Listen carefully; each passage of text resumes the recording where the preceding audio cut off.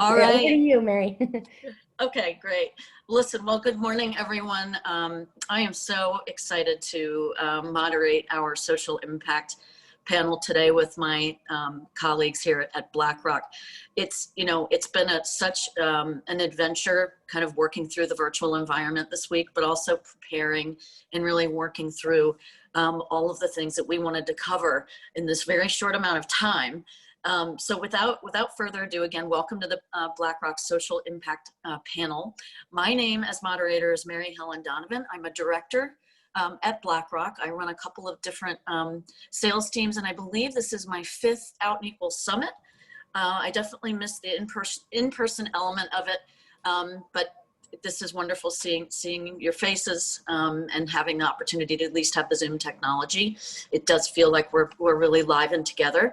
I, again, have been at BlackRock for 5 years. I've been in the financial services and asset management industry for close to 30 years, really dating myself there.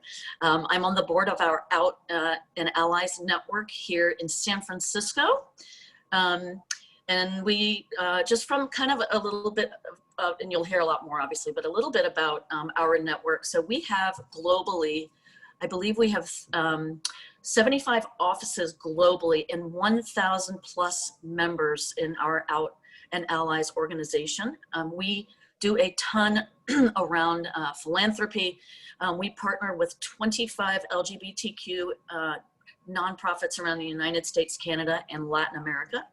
And we've raised over $150,000 in grant money annually for roughly a dozen of these nonprofits. So I'm so proud to be affiliated and be a really, be a part of our Out and Allies organization. So let me just briefly explain. Thank you, Eileen. I love that. Woo! Thank you. So the goal today, we have some experts here on this panel. We will be discussing how BlackRock has built a successful social impact network on a scalable level, how we have thought about, acted on, and hope to incorporate sustainability into our social impact efforts, and how we are thinking about intersectionality with other movements and networks. So there are many moving pieces and many dynamics here at play. So again, the 3 esteemed panel members, I'm so proud to have you all. It's been great working with you and preparing for this hour that we're gonna have together. So I would like for you all to go ahead and introduce yourselves. And we're gonna start at the top right of the screen with Mr. Mark Daniel with the best background I think I've ever seen. Thank you, Mary Helen. And that was a great introduction, introducing the session and everything we're hoping to cover. Hi, everybody. My name is Mark Daniel. I'm a vice president at BlackRock. I've been at the firm for just over 4 years now. I joined in August of 2016. I work in a marketing and communications function at the firm, and I joined the Out and Allies network pretty quickly after joining the firm and currently run our social impact operation within the network for the Americas region. So as Mary Helen said, that covers the United States, Canada, and a few of our Latin America offices. We'll dive into that and get a little bit more into what that operation looks like, how we built it, some of the organizations we partner with. But before we do dive into the panel, I will let our other esteemed colleagues introduce themselves as well. Vanessa, I'll pass it off to you. Awesome. Thanks so much, Mark and Mary Helen, for the intro. My name is Vanessa Willoughby. I use they, them pronouns. I have been at BlackRock for just over 2 years. So I joined in summer of 2018 through our grad analyst program. I work in BlackRock in the iShares institutional sales team. So we'll talk a little bit more about how iShares links into sustainability in our product range, but I've really been enjoying working with the ETF product range.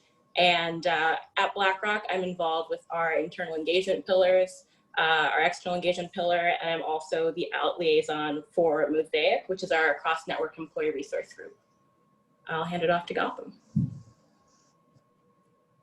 Thank you. My name is Gotham. I joined BlackRock in December of 2017.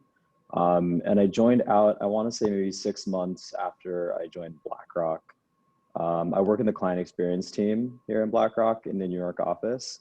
And I'm in the social impact team along with Mark. I help him build some of our partnerships with some of the great nonprofits that we work with.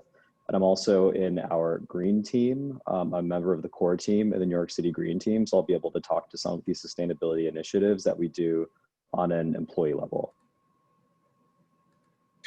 Right. Again, every time I hear about you all sharing your backgrounds, I'm so amazed and impressed with everything that you all achieve on a daily basis. And you have day jobs in addition to what we're doing in preparing for the conference here.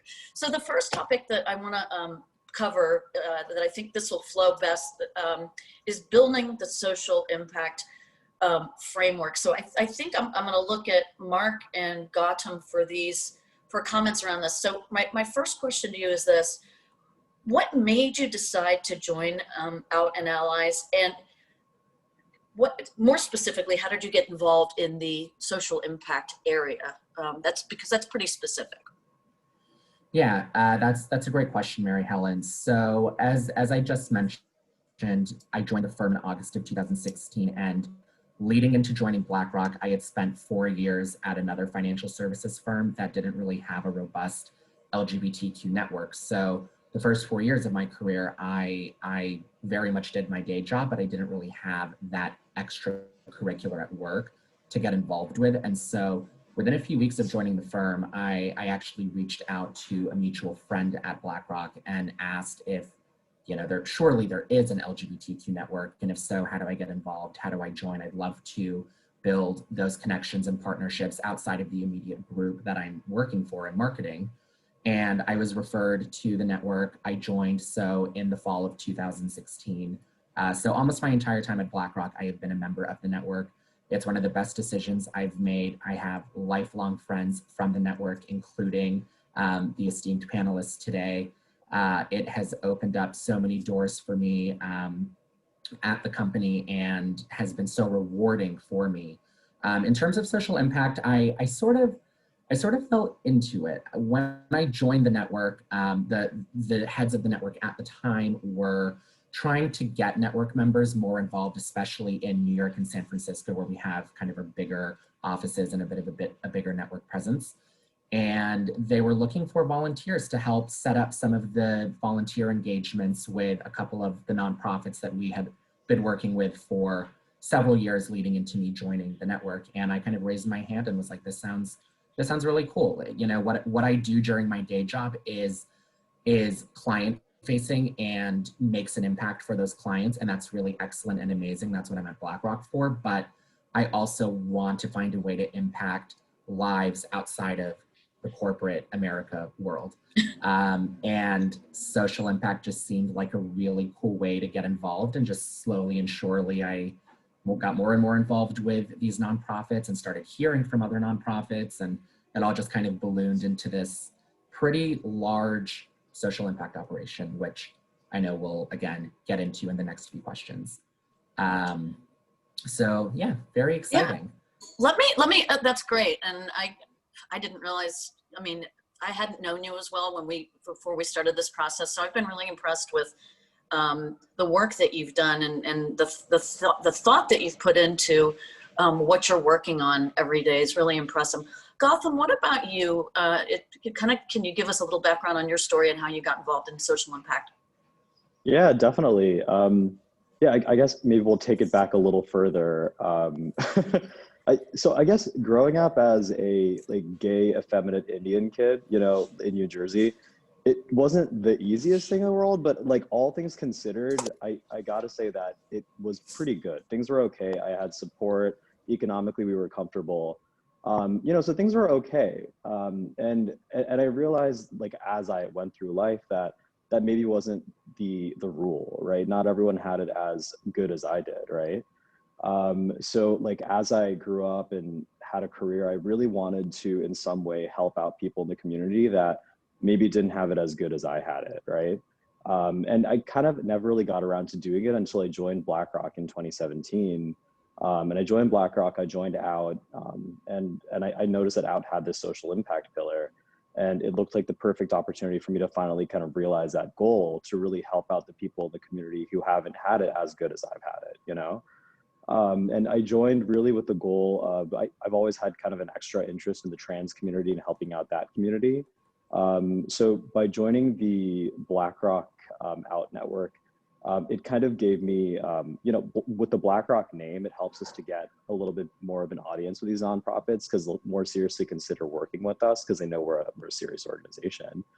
And I also felt that, you know, I could compound my impact with these nonprofits using this kind of built-in army of volunteers that we have in the Out Network. Yeah, so that's kind of what brought me to the Out Network and the social impact pillar. That darn mute button. I hate that mute button. I'm curious because this is not one of the committees that I'm as integrally involved in. So I'm curious what does that framework of the Social Impact Committee kind of look like? I mean, what are your key things that you're focused on? Yeah, that's a great question.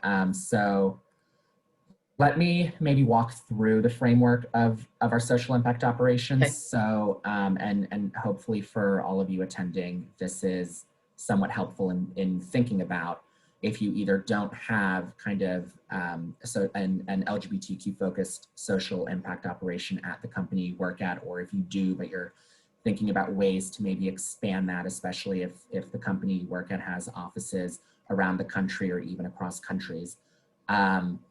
So BlackRock is obviously a large company. We have a lot of offices around the world, and the social impact operation that I oversee and that Gotham very much supports and helps me with as part of the Social Impact Committee specifically focuses on the US, Canada, and Latin America.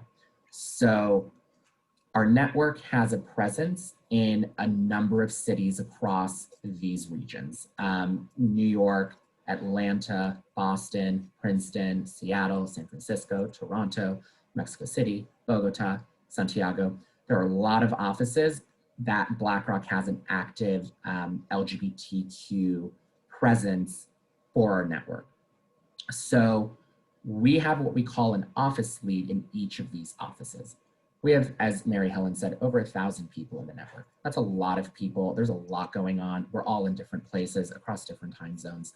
So in order to make this scalable, the network has designated an office lead in each city where our network has a significant and active presence. So we have a New York office lead, we have a San Francisco office lead, we have an Atlanta office lead, et cetera, et cetera.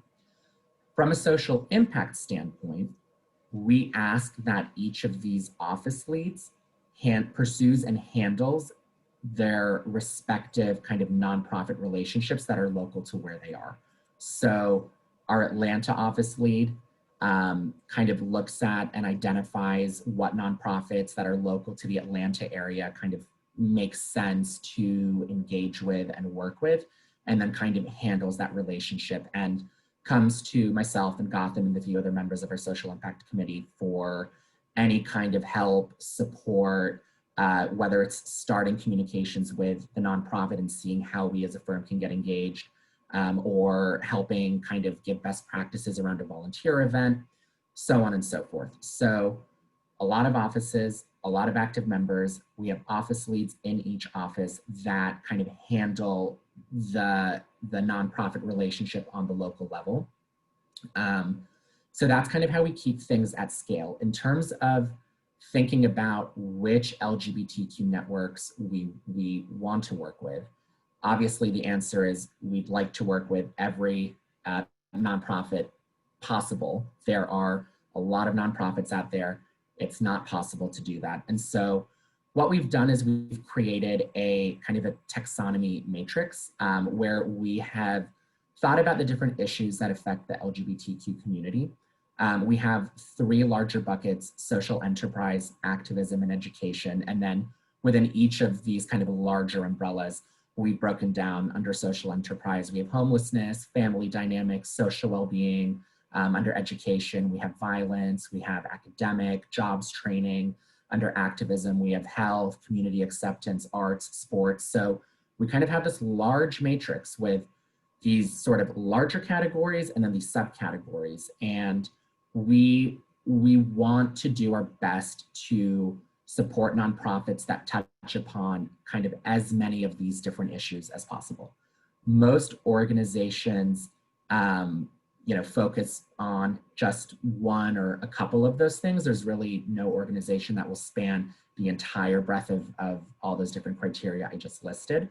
So we work with a number of different organizations, and anytime we are considering an organization, we kind of look at what the organization does. We have a chat with, whoever on the nonprofit side is the right person to chat with, and we sort of categorize where they fit into this larger matrix to make sure that across, as Mary Helen said, these 25 different nonprofits, and by the way, that number's counting, we're currently at 25, or we have a really robust kind of regular day-to-day relationship with, but we grow that number. A couple of years ago, we were at maybe 12.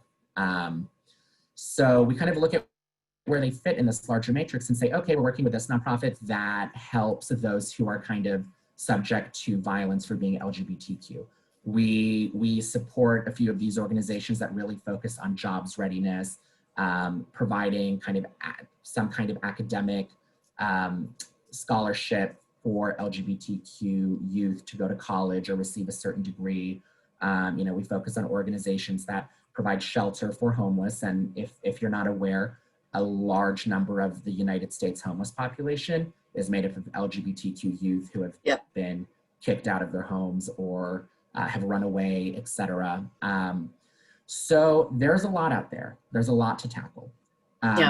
We, I think, have done a good job in scaling that operation so that we are working with nonprofits that have a local focus in these respective cities where our network has a presence.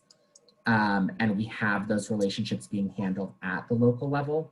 But we're also looking at the larger landscape of all these nonprofits and how they fit into this framework of all these different issues that are affecting our community to ensure that even though Atlanta's working with a few nonprofits that are based in and really just have coverage in Atlanta, those nonprofits are together covering, 5 of these 20 different issues. And the nonprofits in New York are covering another 5 or 6 of these issues. And so just across our different cities, we're covering, or I should say we're supporting nonprofits that help with all these major issues affecting our communities. Good. I didn't realize it was that vast and there's so many moving pieces. We've gotten a couple of questions in the chat. I'm trying to kind of review the questions and consolidate them and also make sure that we're moving along and covering the topics that are so relevant to all of us. So let me ask you, could Mark one more time, just real briefly, what are the 3, you mentioned the 3 components of the social impact, I guess the 3 areas. Can you reinforce what those are again? I have social, yes. I think you said social enterprise, activism, and education. Can you repeat those 3 items? Correct. So social enterprise, activism, and education. Okay. Within social enterprise, we have homelessness, family dynamics, and social well-being. Under activism, we have sports, arts, health, and community acceptance. Under education, we have violence, academics, and jobs training.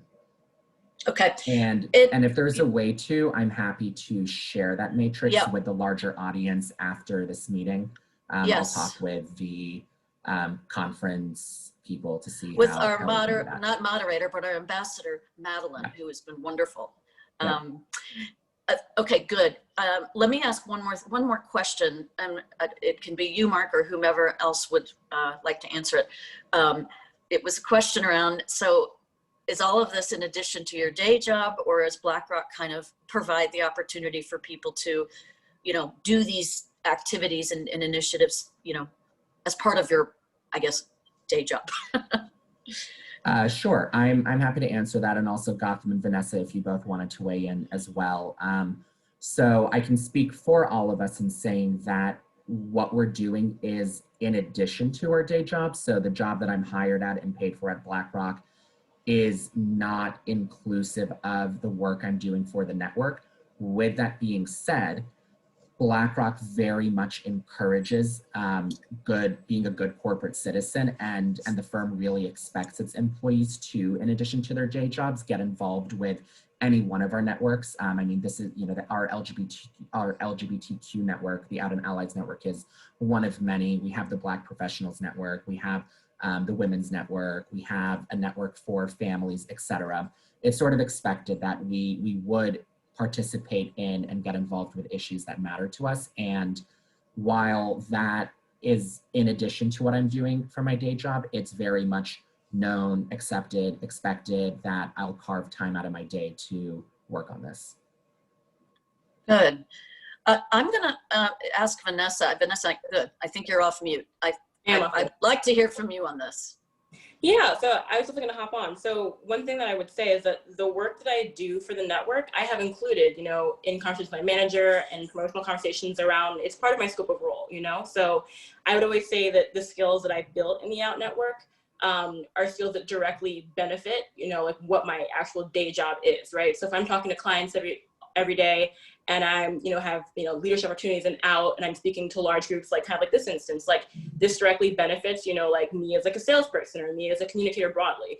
So I think kind of like tying what you're doing in your employee resource groups back to your scope of role is like a really important way to kind of like, demonstrate, yes, the impact it has on you, the impact it has on the communities around you, but also like how it directly benefits the firm. And also it helps them retain people for longer. Like I'm still at BlackRock for myriad reasons, but one of them is definitely because of the Out Network and the friendships I've made in this network. So I think like that's an important part of my employee experience broadly.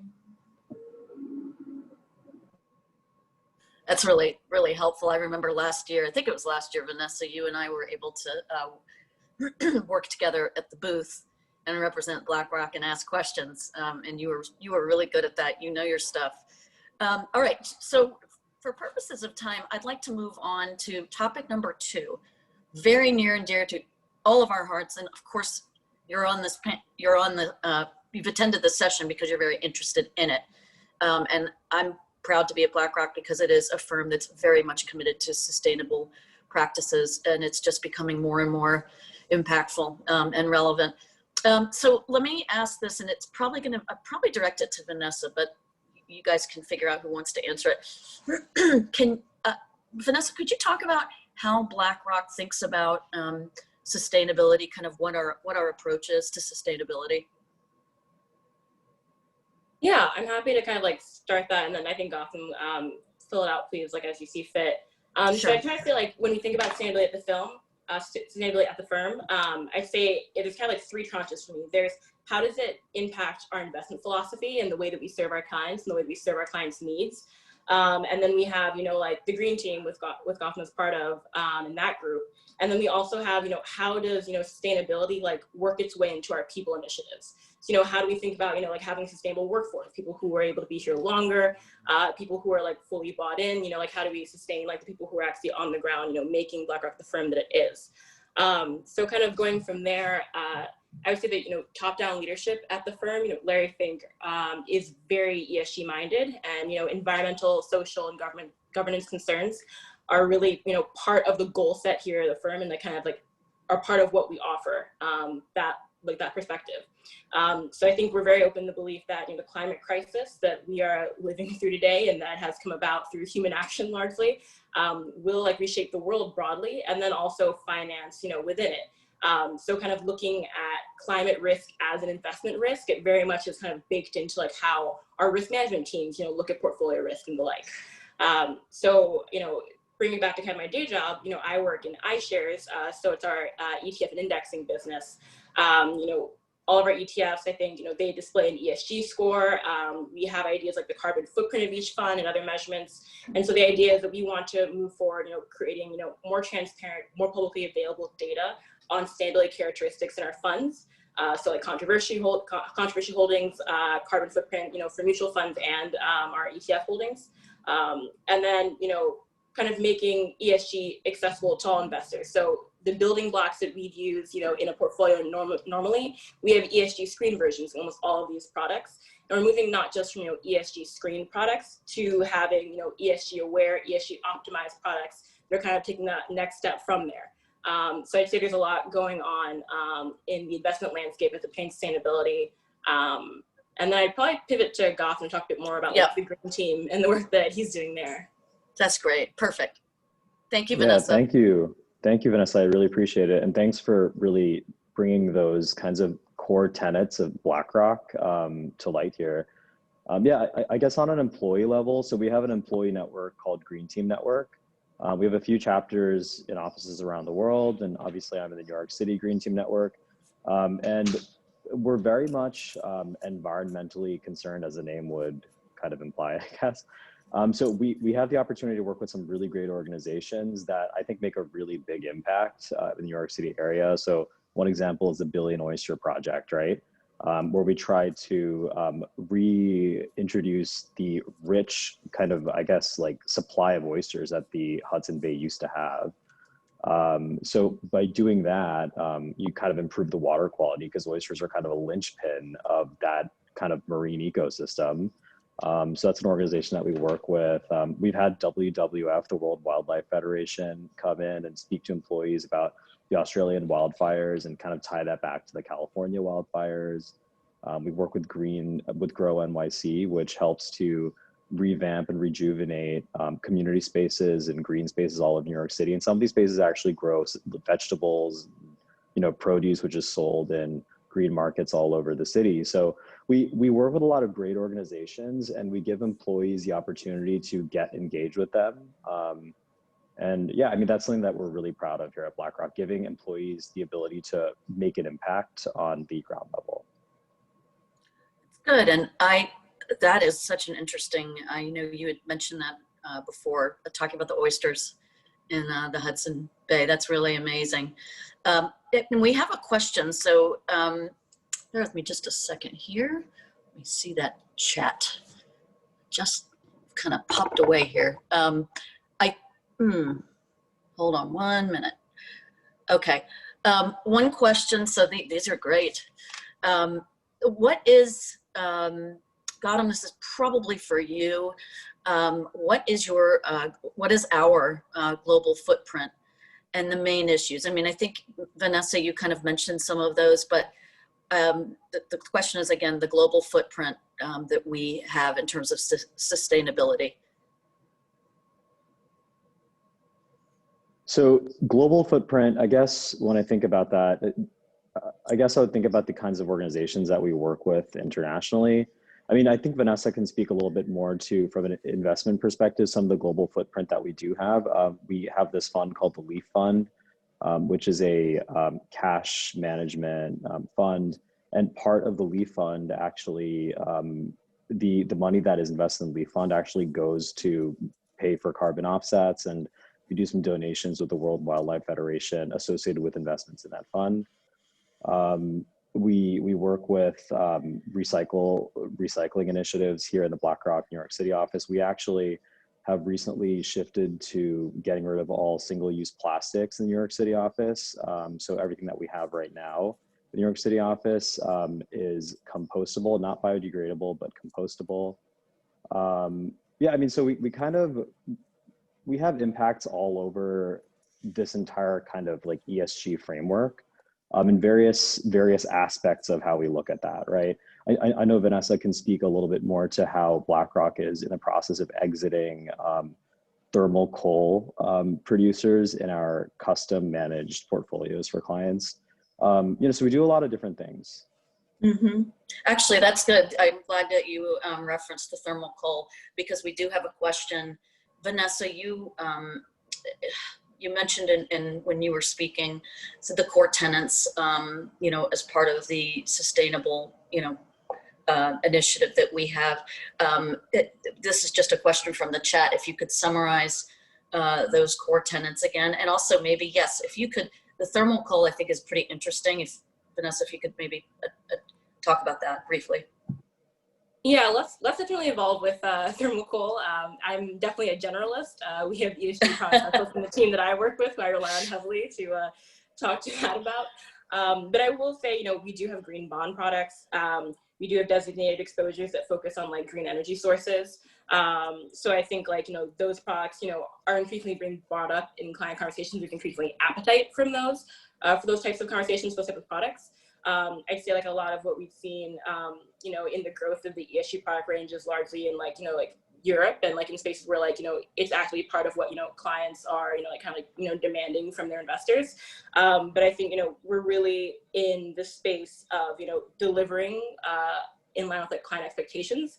So, you know, like if there's appetite, we're happy to like expand the product range to like accommodate that. So I think we've actually committed to doubling the ESG product range in the iShares space, you know, in the coming months and years. So I know like that's coming down the pipe. But yeah, that's kind of like what I'd say there. And I think someone asked me to summarize kind of like the three kind of like ways that I just framed things in the front of my mind. Yeah, I'm gonna have to do that again. So I'd say kind of, I'm thinking about, you know, the green team. So as Gotha mentioned, the work they're doing there, like in the offices. And then I'd probably say, like, you know, in investment philosophy, the ways that, you know, we're incorporating like environmental, sustainable and governance ideas there. And then I'd almost say like, you know, sustainability, like in our people initiatives, you know, like how do we like maintain and sustain our workforce? And, you know, like there's, you know, a myriad like amount of like, you know, research that kind of like shows or like suggests heavily that, you know, more diverse workforces are able to solve more complex problems. And working in an investment team, that's your job is largely like solving complex problems that, you know, investors come to you with. So I think it kind of like works there, and that kind of like the three-pronged framework I just keep in my mind. That's not official, that's just me. That's yeah, good. and to kind of like chime in, sorry. Excuse me, go ahead. No, it's totally fine. Just to chime in what Vanessa's doing and to continue talking about our global footprint a little bit, you know, these impacts that we're trying to have internationally from an environmental perspective and, you know, social and governance perspective, it's not just via products that we're offering, right? We also, you know, we're a large company and we communicate with a lot of companies too. So we are pushing other companies to comply with various environmental standards and actually release disclosures on an annual basis. So we're looking to release those same disclosures on our end, detailing our environmental impacts and other things in that nature. And we're pushing other companies to do the same. And Larry was very public in kind of pushing them in that direction. It's very much not lip service. It's something that we need to see from them in order to feel like they're good partners for BlackRock. So yeah, we're trying to have impacts all across the board. This world that we live in, companies play such a large role in it, and we're trying to have everyone become kind of a better citizen, at least, you know, in the ways that we are able to influence. That's good. As you, Vanessa and Gautam were speaking, I'm not multitasking, checking email or anything, but I just went to our, if for those of you out there attending the panel session, just iShares.com. If you go to iShares.com, there's a really big component right there on, it's called It's Time to Think Sustainably. Just because we just don't have that much time, just as a follow-up, there's so much there that you can learn about the initiatives that BlackRock has around that. But there's also kind of like insights and things like that. So I learn every day just going to our regular old website. I know it sounds very basic, but it's true. So there was, actually I want to address, there was another question in the chat, and it kind of, so this is from Chase, excuse me. So the question is, and this might go back to Mark, Chase in Fayetteville, Arkansas, very small community, lack of LGBTQ charities. Have you run into a similar issue when identifying local partners? So I think the question is, you know, finding the charities that you think would be a best fit for what you're working on. And how do you, I mean, have you had a challenge finding it for the smaller communities that really do not have a large LGBTQ population? Yeah, that is a good question. So I'll first caveat by saying we have offices in major cities around the US versus smaller communities. So for example, the closest I can imagine getting to kind of the deeper South would be our Atlanta office. And our folks in Atlanta who are part of our network and our office lead specifically will look for organizations that you know, apply to the larger Atlanta area, but also just regionally do work across the South. So we don't necessarily find nonprofits in particularly small and remote communities. The nonprofits we work with will likely be either based or have a larger operation in a pretty big city or metropolis somewhere in the country, but oftentimes those organizations have what they do impacts communities across a region, not just locally in that city. Some organizations we work with, especially in the really large like New York, really do focus on just New York City because there are so many people here and there are so many kind of issues to address just within the city here. But in some of our cities like Atlanta or Seattle, the nonprofits we work with often will span more regionally versus just doing work in the specific city. So what I would suggest is if you're in a smaller or remote community and there isn't really a large LGBTQ presence, there aren't really nonprofits in that specific community that exist or are doing work there, I would look to whatever might be the nearest large city to where you are, and focus on nonprofits that are based out of or do a lot of work in that city and see which ones might impact communities that are kind of in the region outside of that city, if that makes sense. It's not an issue that we've necessarily faced because we have our presence in cities versus smaller towns, but that would be my best advice to you in trying to tackle that. The other thing you can always do is you can always be inspired and start a nonprofit in the community you serve. Easier said than done, but we've seen some really cool nonprofits pop up. One of the ones we partner with is called Break Time Cafe in Boston. A recent Harvard grad actually started, I can't remember if last year or the year before, but basically had this idea to create a cafe in Boston that employs LGBTQ youth who are homeless or displaced and don't have really anything to look forward to. The idea being the cafe employs them, gives them a career opportunity, money, and it hasn't yet opened, I believe, because of COVID and everything that has happened this year. It was supposed to launch in 2020, or open, I should say, to patrons and customers. But that's a really cool idea, creating a cafe where the larger Boston community can come and enjoy a coffee and food, and all the employees who work there are LGBTQ youth who need that opportunity, and that's really giving them kind of a foot in the door in life. And I know that during COVID, even though the cafe hasn't been able to open, they have hired a team of maybe 10, 12, or even 15 of these youth to prepare and deliver meals to homeless and those in need during COVID. So even though they haven't been able to open the cafe for business the way they hoped with quarantine and everything shutting down, they adapted and found a way to still help the community around them. So I think that is a really good example of someone starting a nonprofit that serves a really cool purpose, and that's something you can always think about. Okay. So I think that would be my answer there. No, that's good. And I'm watching the chat and I want to be mindful of time because I want to make sure that we do cover intersectionality. We've got about 20 minutes left. So probably rather than having an official Q&A at the end, just continue to put these questions in the chat. And we're going to figure out how we will get back to you all if we aren't able to answer all these awesome questions that we have. One of the questions that I had seen that I can answer, someone asked about, do we have an allies network? So our network is called the Out and Allies Network, and we have a very great membership of allies in our organization, and we have a lot of different events where we garner allyship at BlackRock. Probably like many other firms, you can identify the networks that you are a part of in our what we call our One BlackRock app, which is kind of under your profile, and that way, that's when you put that in there, then you will then be considered part of the network, and you get information. We're able to, send emails out. So we do a lot of things like that. So I'm also on the WIN board here in San Francisco for the Women's Network, and it's also the Women and Allies Network. So that's also a big focus. There was another question in here that it looked like it was geared towards Vanessa. Okay, maybe. Let me see. And in fact, what I like about this chat room is that you all as participants are sharing really good ideas and helping each other. So I really appreciate that.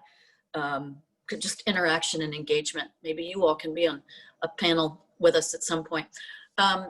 Okay, let's move on to intersectionality. Vanessa, I think this was one of the things that, or intersectionality is something that I think you've spent a lot of time thinking about. So let me ask you, what has BlackRock's response been amid the increasing focus on inclusion, equity, and diversity in the corporate space?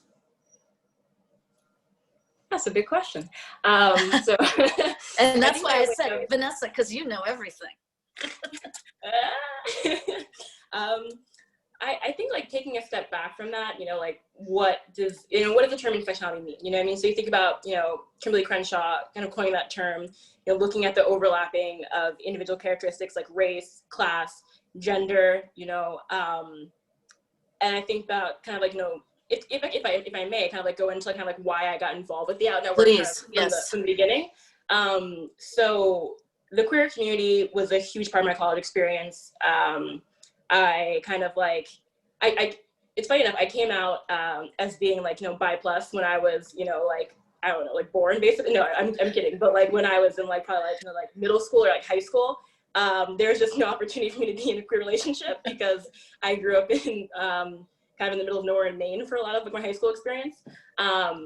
So, I came out as non-binary in college. I had my first queer relationship in college. So, and that was a big part of me kind of coming into my own in a lot of ways and just having greater confidence broadly in a lot of different spaces. So when I came to the workplace, I was kind of like, I basically showed up and I was like, all right, like, where's the LGBTQ plus community at? Like, because like this needs to be part of my workplace experience as well in order for me like thrive here and for me to feel like, fully comfortable here. So I think I definitely like dove into the deep end and got really involved with Out and Allies, like kind of like from the beginning.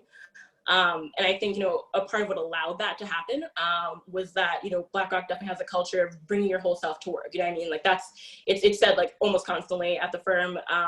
And, for myself, like as a person who was largely educated and lived in white spaces, like I didn't know how like genuine that commitment was, right? Like kind of coming in, to be honest, like if anyone else here like was Black, like I wore a weave for like the first like 2 months of the firm because my mom told me that like I needed to look as, like non-Afrocentric as possible, right? So like I was fully prepared to kind of come into finance and kind of change a lot about myself, just to make it easier to be in the space.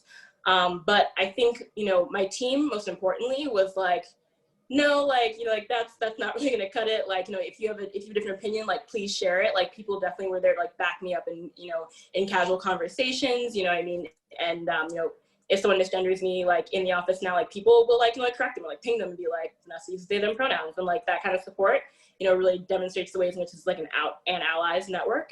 Like my boss has come to like meetings and he doesn't identify as queer, so I mean like people are really eager to be involved and to kind of like help out where they can.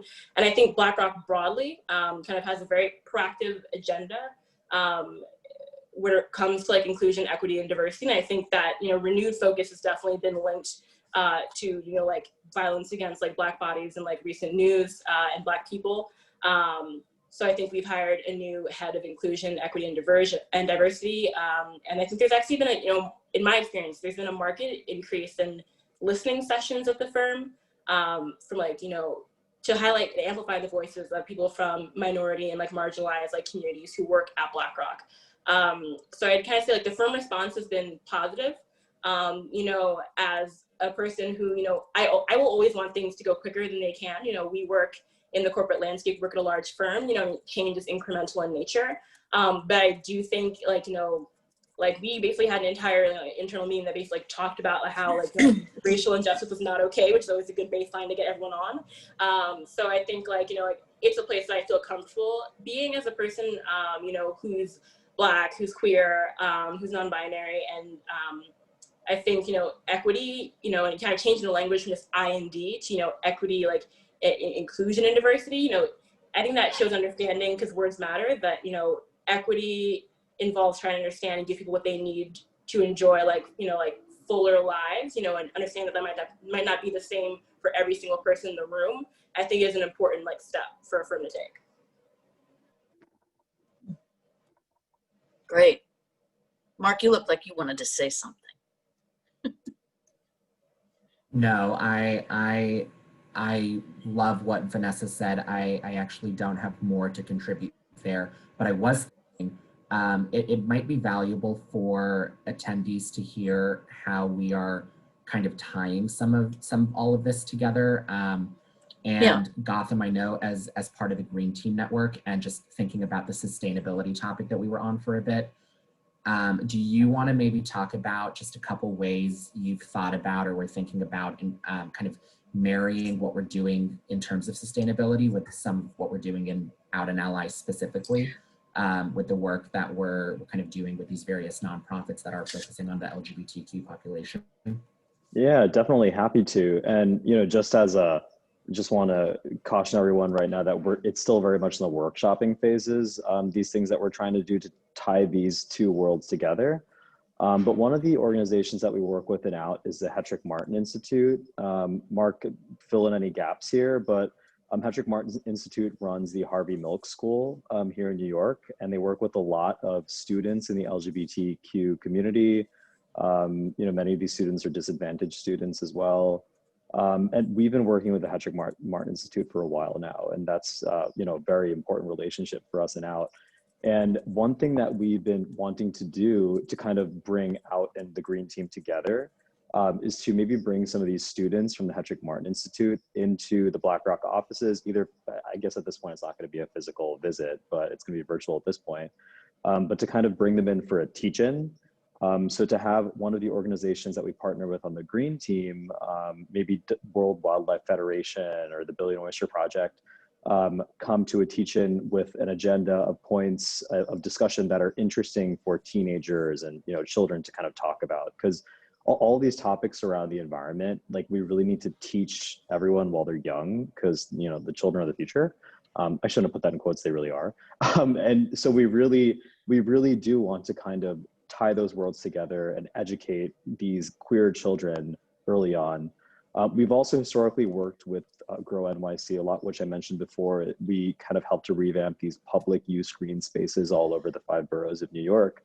So we're working to find ways to partner with the Harvey Milk School and have them actually volunteer with us, so that they can work in these gardening spaces and plant trees. And living in New York City, it's not very easy to get involved in those kinds of activities. So we hope to kind of foster like a love for nature and a love for working with the earth with your hands. So those are some kind of projects that we're looking into getting off the ground.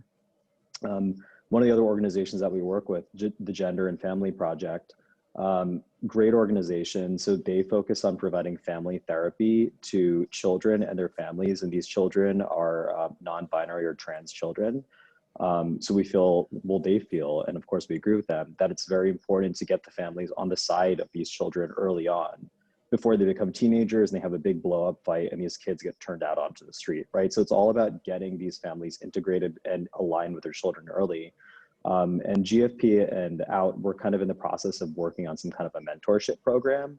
And once we get that off the ground, we're working to maybe tie that in with our green initiatives as well. So those are some of the crossover projects that we're working on right now.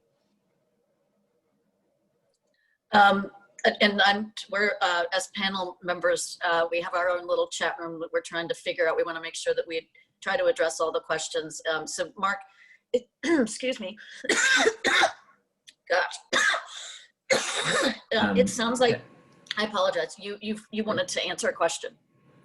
I did see that someone had asked what the extent of, is it just donating? Are we hands-on? That's a great question, and that's actually something that I had wanted to cover earlier. So thank you for asking that. So I'll break down for you what our involvement looks like with these 25 and counting nonprofits across the US and Canada and Latin America. We do a mix of hands-on with these companies, with these nonprofits, as well as giving them, some of them, I should say, money. So what I mean by that is BlackRock has set up what we call the Gives Grant program. And it is a global program that awards grant money anywhere from $10,000 to $25,000 to a nonprofit. The nonprofits, as I said, we often look to nonprofits that serve specific or local communities versus ones that are more nationally focused, that are generally higher visible and already have a lot of support and donation money just in general because of that high visibility. We try to look for nonprofits that are either newer or just more local and maybe don't quite have that kind of national attention and visibility.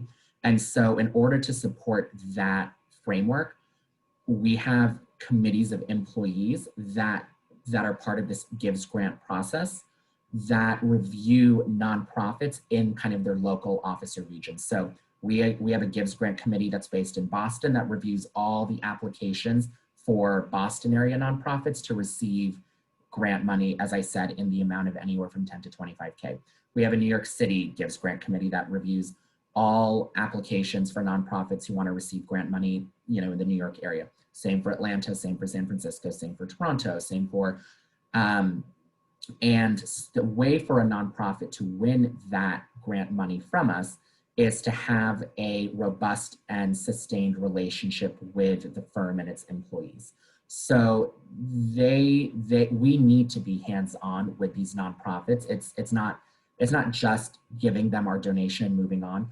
We have to schedule and participate in volunteer events with these nonprofits. We engage with them. We get our employees engaged. We find different ways, and you know, it's sometimes it's something like, we need a group of you to come over to one of our kind of homeless shelters and help build furniture in the common space for them to use. It could be, you know, we're serving meals to the homeless and we need a bunch of hands to do that. It could be we're throwing our big annual fundraising gala and we need hands on deck to help set up for the event or to be there to greet and register people. It could be like Point Foundation is an excellent nonprofit that helps LGBTQ youth receive the right scholarship funding to go to college. And they always need people to read the applications that are coming in from these LGBTQ high schoolers who are hoping to get that money and have a chance at a higher education.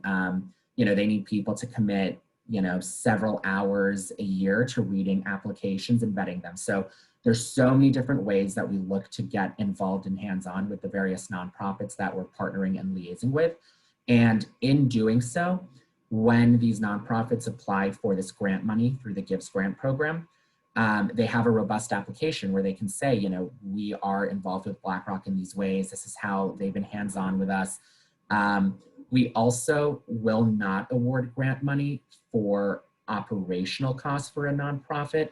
We like to award the money to specific programs the nonprofit has that go towards things like, you know, jobs readiness and training, you know, maybe youth to understand how to tackle the job environment in the world. Any programs that are around helping that kind of economic readiness or supporting another similar type of program versus we're going to give you $25,000 just to go to your operating costs. So we try to give the money to a meaningful program within the nonprofit, and the nonprofit and BlackRock have to have a sustained and strong relationship in order to get that money. So that's kind of the program we have in place. Not every nonprofit wins. We only have, you know, we like I said, this is a global operation. So we have nonprofits across the world and across cities in EMEA and APAC, in the US and Canada and Latin America that are applying for these grants.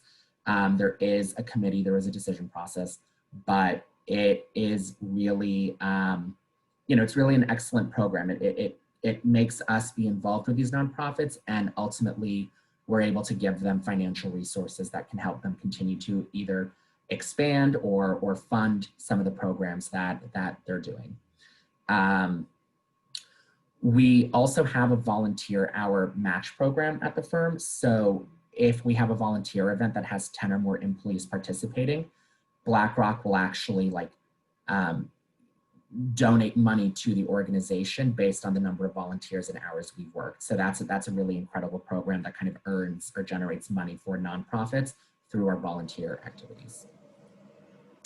A couple things that I'm just also monitoring the chat here.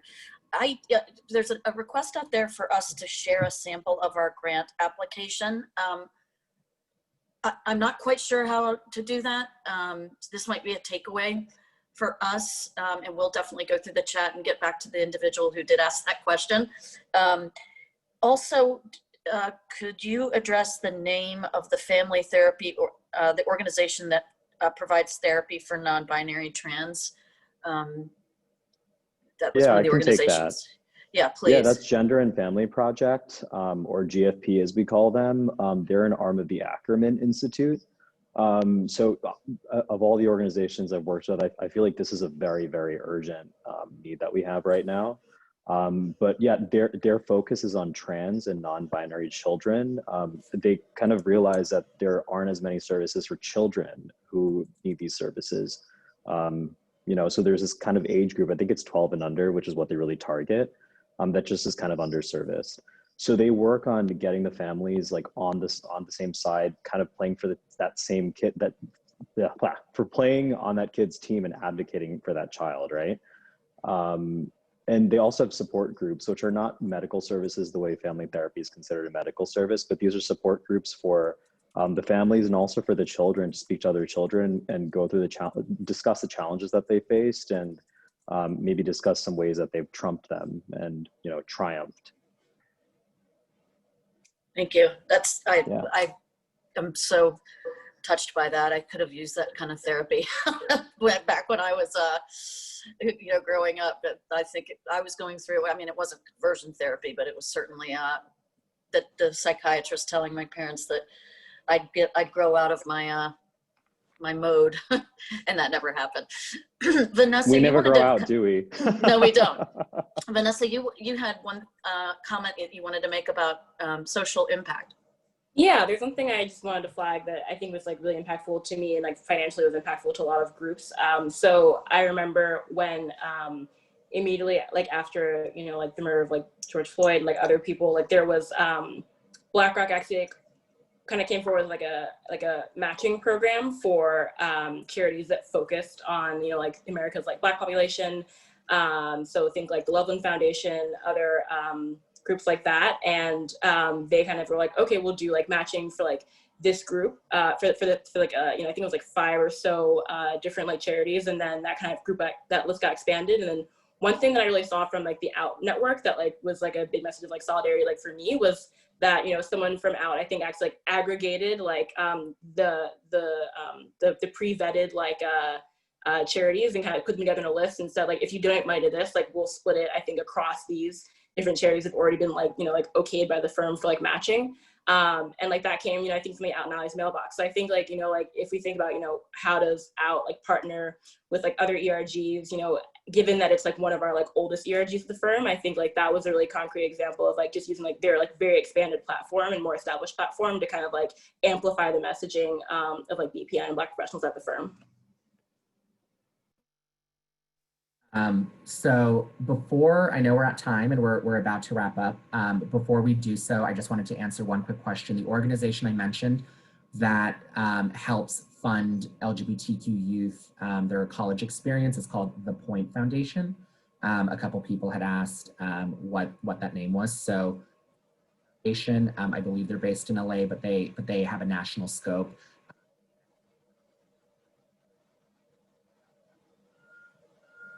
Hands on deck to help review applications, etc. And with that, I know we're at time, so Yep. So we're wrapping up, but we will find out how we can circulate some of the materials like the matrix, etc., with everybody as a follow-up.